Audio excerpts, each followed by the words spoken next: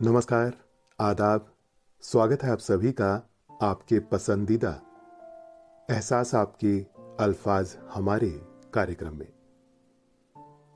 आज पेश है मशहूर लेखक सादत हसन मंटो की लिखी एक खूबसूरत कहानी आर्टिस्ट लोग, लोकेश गुप्ता व शालिनी सिंह की आवाज में।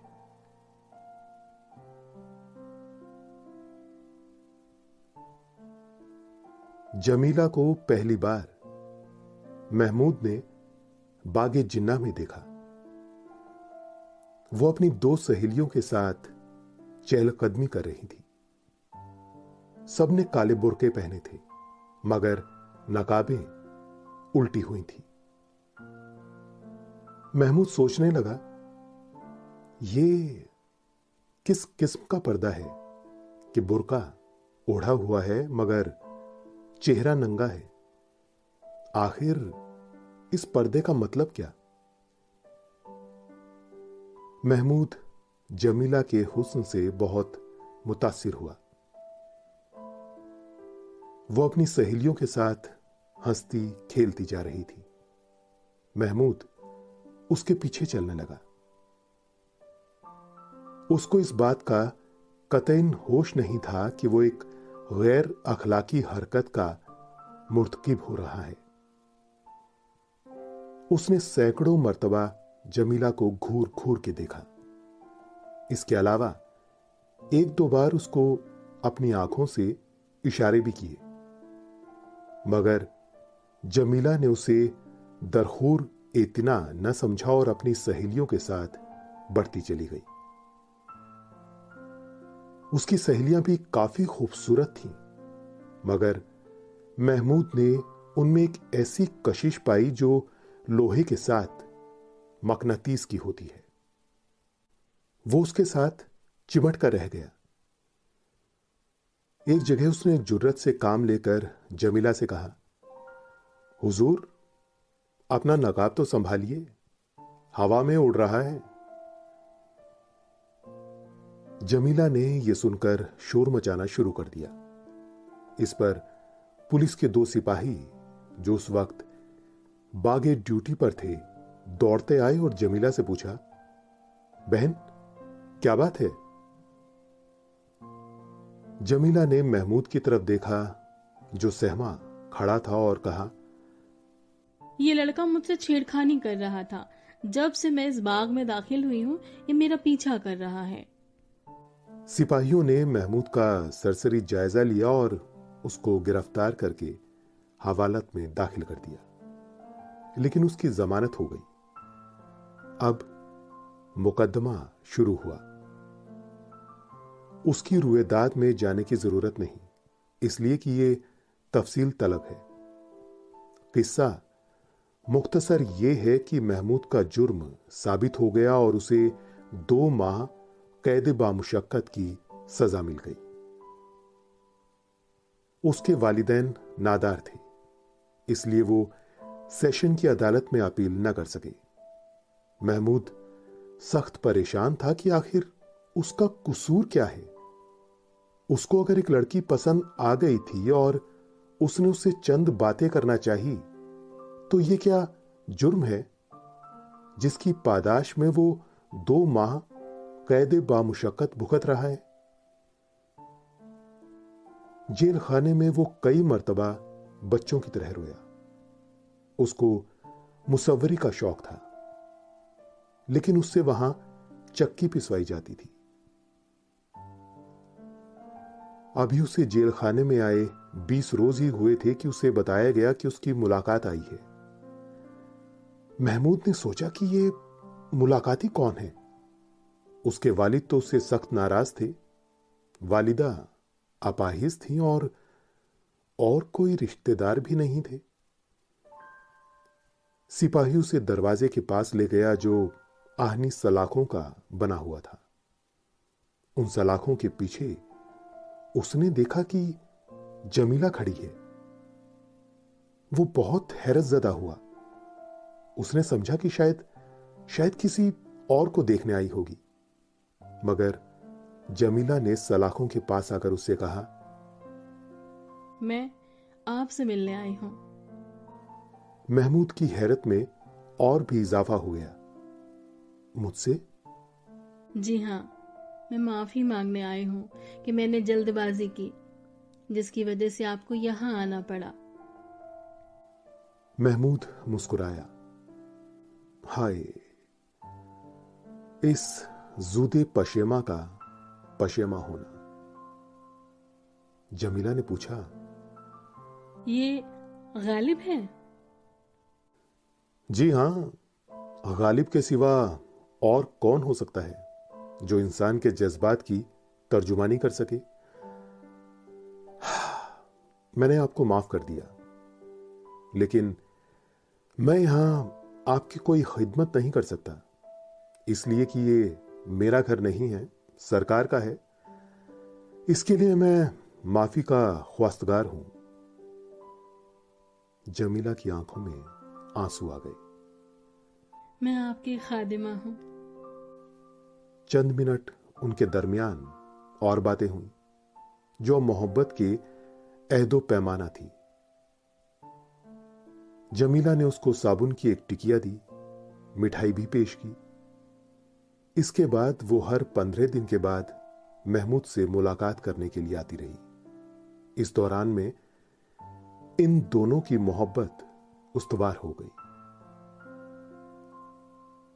जमीला ने महमूद को एक रोज बताया, मुझे मौसीकी सीखने का शौक है। आजकल मैं खां साहब सलाम अली खां से सबक ले रही हूं।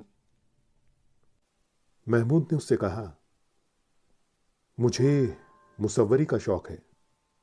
मुझे यहां जेलखाने में और कोई तकलीफ नहीं, मशक्कत से मैं घबराता नहीं, लेकिन मेरी तबीयत जिस फन की तरफ मायल है उसकी तस्कीन नहीं होती।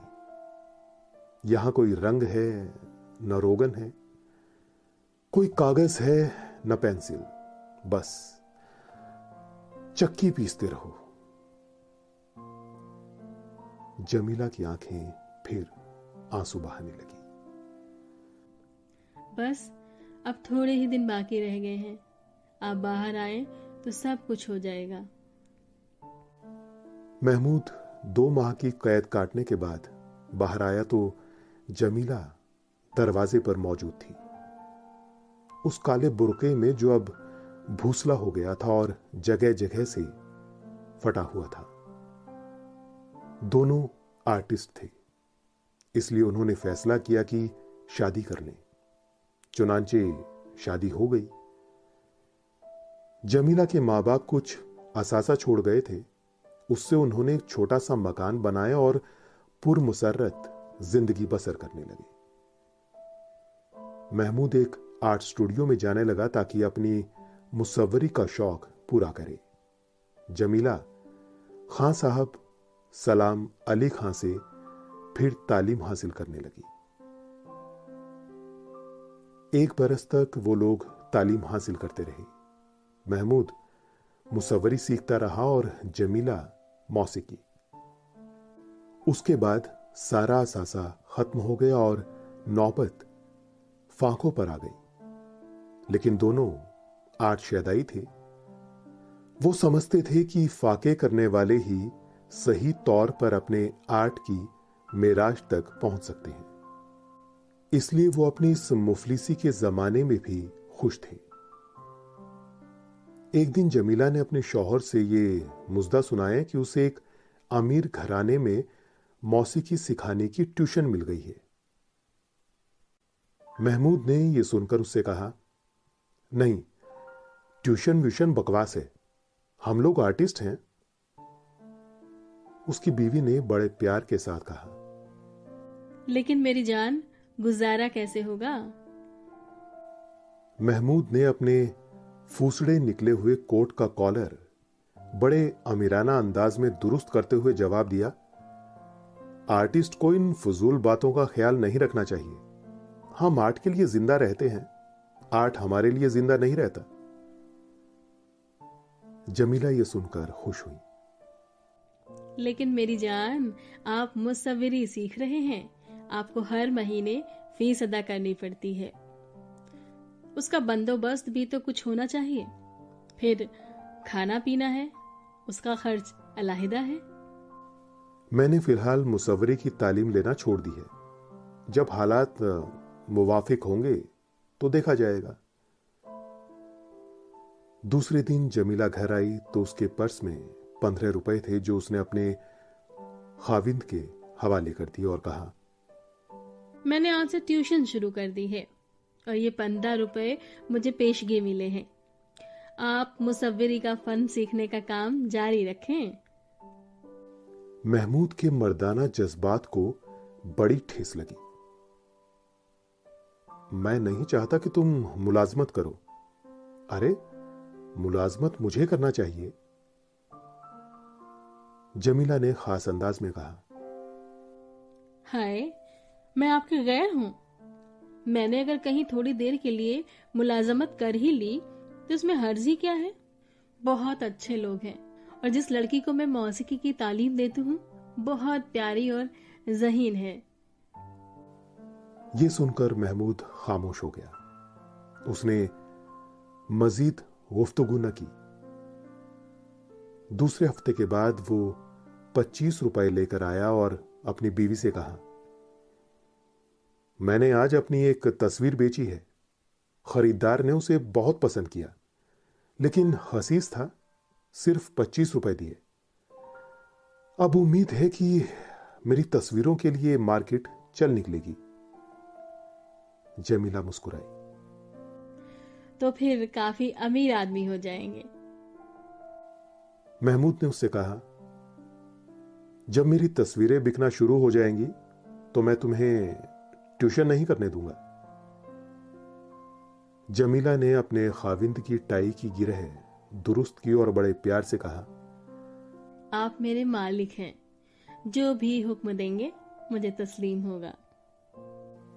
दोनों बहुत खुश थे, इसलिए कि वो एक दूसरे से मोहब्बत करते थे। महमूद ने जमीला से कहा, अब तुम कुछ फिक्र न करो, मेरा काम चल निकला है। 4 तस्वीरें कल परसों तक बिक जाएंगी और अच्छे दाम वसूल हो जाएंगे।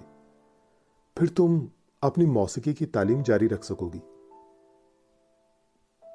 एक दिन जमीला जब शाम को घर आई तो इसके सर के बालों में धुनकी हुई रुई का गुबार इस तरह जमा था जैसे किसी आधेड़ उम्र आदमी की दाढ़ी में सफेद बाल। महमूद ने उससे इस्तिफसार किया, यह तुमने अपने बालों की क्या हालत बना रखी है? मौसीकी सीखने जाती हो या किसी जंग फैक्ट्री में काम करती हो? जमीला ने, जो महमूद की नई रजाई की पुरानी रुई को धुनक रही थी, मुस्कुराकर कहा, हम आर्टिस्ट लोग हैं, हमें किसी बात का होश भी नहीं रहता। महमूद ने हुक्के की नए मुंह में लेकर अपनी बीवी की तरफ देखा और कहा, होश वाकई नहीं रहता। जमीला ने महमूद के बालों में अपनी उंगलियों से कंघी करना शुरू की। ये धुनकी हुई रुई का गुबार आपके सर में कैसे आ गया? महमूद ने हुक्के का एक कश लगाया और कहा, जैसा कि तुम्हारे सर में मौजूद है, हम दोनों एक ही जंग फैक्ट्री में काम करते हैं, सिर्फ आर्ट की खातिर। दोस्तों, ये थी मशहूर लेखक सादत हसन मंटो की लिखी एक खूबसूरत कहानी, आर्टिस्ट लोग। आपको ये कहानी और प्रस्तुति का हमारा अंदाज कैसा लगा, हमें जरूर से बताइएगा।